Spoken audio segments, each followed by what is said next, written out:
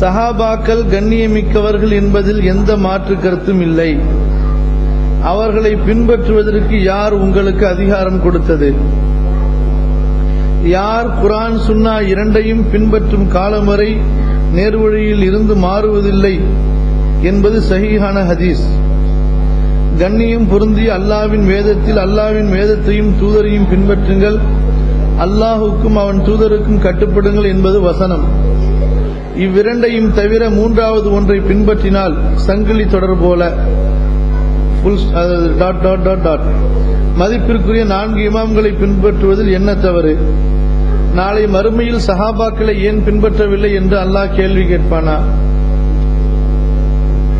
குர்ஆன் ஹதீஸ் தவிர பிற விஷயங்களை பின்பற்ற ஆரம்பித்த பின் தான் பிதஅத்துகள் உருவானது. குர்ஆன் ஹதீஸ் என்ற இரண்டோடு நின்று கொள்வதுதான் சிறந்தது என கருதுகிறோம். எனவே குழப்பம் செய்வது யார்? 2-3 கேள்வி கொஞ்சம் ஒரே மாதிரி இருக்கு, அதனால அதை படிச்சுட்டு உள்ள சேர்த்துக்கணும். குர்ஆன் ஹதீஸ் தான் இஸ்லாத்தின் ஃபண்டமெண்டல். இது பாமரனுக்கும் தெரியும். ஏகத்துவவாதிகளில் புதுமையான ஏகத்துவவாதியாய் இஸ்லாத்தின் தூண்கள் 3 போல் நியாயம் கற்பித்து மக்களை குழப்பி தானும் குழம்பி நேர்வழியிலிருந்து மாற வேண்டாம் என தயவு கூர்ந்து கேட்டுக்கொள்கிறோம். சஹாபாக்களை பின்பற்ற சொல்லி குர்ஆன் வசனம் 1 வேண்டும். அதை கேள்விதானா? சஹாபாக்களை பின்பற்ற சொல்லி ஹதீஸ் சஹீஹானது நேரடியானது 1 வேண்டும். இவ்வாறு சஹாபாக்களை பின்பற்றாவிட்டால் நாளை மறுமையில் அல்லாஹ் கேள்வி கேட்பான், தண்டிப்பான் என்ற வகையில் ஒரு ஆதாரம் வேண்டும். தருவீர்களா? நண்பர்கள் கேட்டிருக்கிறாங்க. இன்ஷால்லாஹ் நேம ஆதாரம் கொடுத்தா அவங்களும் சஹாபாக்களை பின்பற்றுவதில் மாற்று கருத்து வச்சுக்க மாட்டாங்க. நம்ம உங்களுக்கு முன்னாடி சொன்னோம், மார்க்க ஆதாரங்கள் 2 தான்.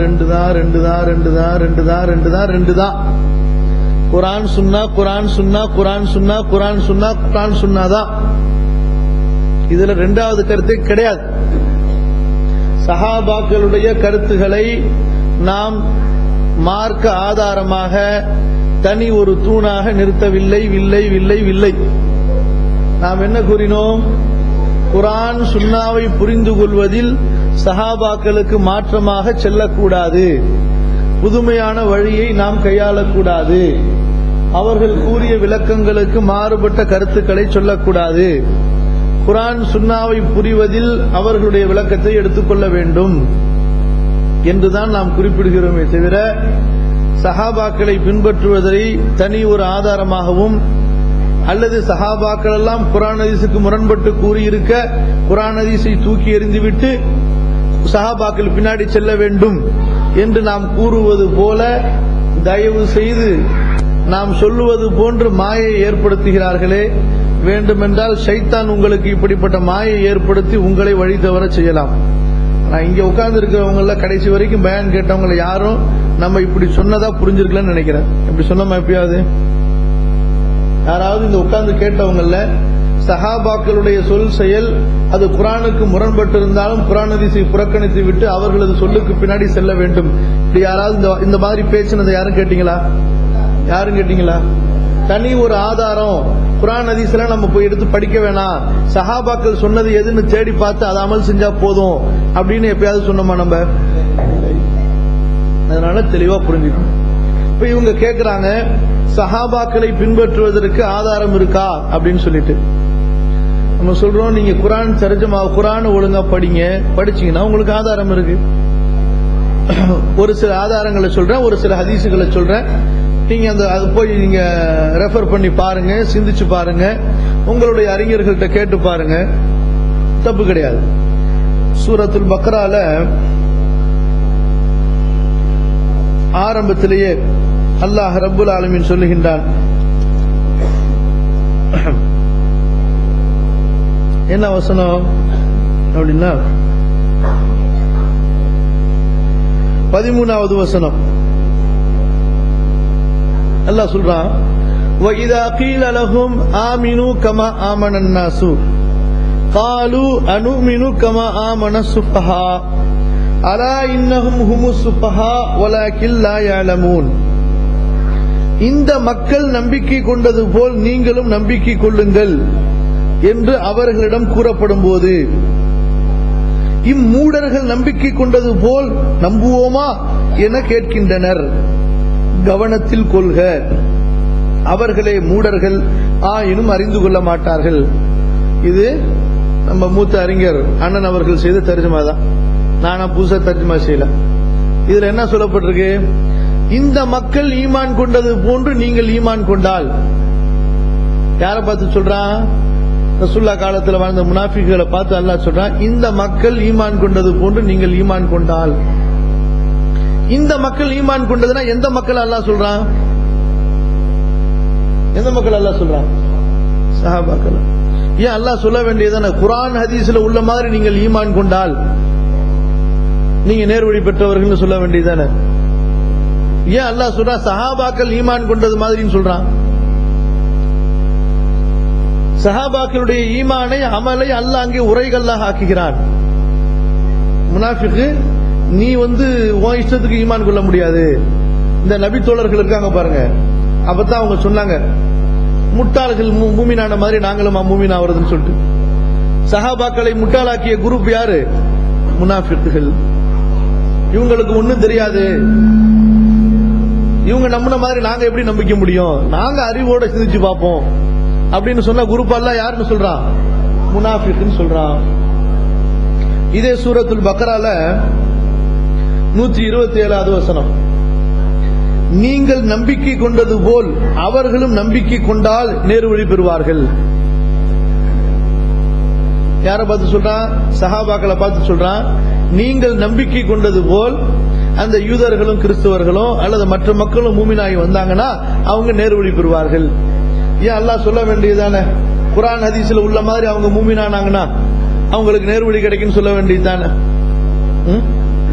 ஏன் நீங்கள் நேர்வழி கொண்டது போன்று அவர்கள் ஈமான் கொண்டது போன்று அவர்கள் ஈமான் கொண்டால் நல்லா ஏன் சொல்றான்? அப்ப உரைகள் ஆக்குறான் பாரு. குர்ஆன் ஹதீஸ் தான் அசலு, ஆனா உன் இஷ்டத்துக்கு கிடையாது. ஏன்னா யஹூதியும் சொன்னா நானும் மூமின்னு சொன்னான், நஸ்ரானி சொன்னா நானும் மூமின்னு சொன்னான். அதெல்லாம் இங்க ஏத்துக்கப்பட மாட்டேன். இவங்க எப்படி ஃபாலோ பண்றாங்க அப்படி பாருங்க. சரியா? இது ஒரு சூரா நிசா, ரொம்ப கடுமையான வசனம், ரொம்ப கடுமையான வசனம். 115வது வசனம் அல்லாஹ் சொல்றான், யார ரசூலுக்கு மாறுபடுகிறானோ தனக்கு நேரு வழி தெரிந்ததற்கு பிறகு, தனக்கு தெரிந்ததற்கு பிறகு ரசூலுக்கு மாற்றமாக செல்லுகிறானோ. அதோட அல்லாஹ் முடிக்கல வசனத்தை, பதில சொல்லி ஷர்த்த சொல்லிட்டான். அதோட முடிக்கல, இன்னொரு ஷர்த்தையும் சேர்த்து சொல்றான், வயத்தபி கைர சபீலில் முஃமினீன், நம்பிக்கையாளர்களுடைய பாதை அல்லாத பாதையை யார் பின்பற்றுகிறானோ, நுவல்லிஹி மா தவல்லா, அவன் திரும்பியவாறு அவனை நாம் திருப்பி விடுவோம், வனுஸ்லிஹி ஜஹன்னம், ஜஹன்னமில் அவனை நாம் நுழைப்போம், வஸாஅத் மஸீரா, கெட்ட தங்குமிடம் அது. ஏன் அல்லாஹ் முடிச்சிருக்க வேண்டியதுதானே? சஹாபாக்கள்லாம் ஒரு கணக்கில் எடுத்துக்கொள்ள கூடாதுன்னு சொன்னா, யார் ரசூலுக்கு மாறு செய்கிறார்களோ அவர்கள் நரகத்திற்கு போவார்கள் முடிச்சிட வேண்டியதுதானே? ஏன் அல்லாஹ் மூமின்களுடைய பாதை அல்லாத வேறு பாதையில் யார் செல்கிறார்களோ. இந்த குர்ஆன் இறக்கப்பட்டப்போ மூமின்களாக இருந்தது யாருங்க? உங்க அத்தா எங்க அத்தாவா?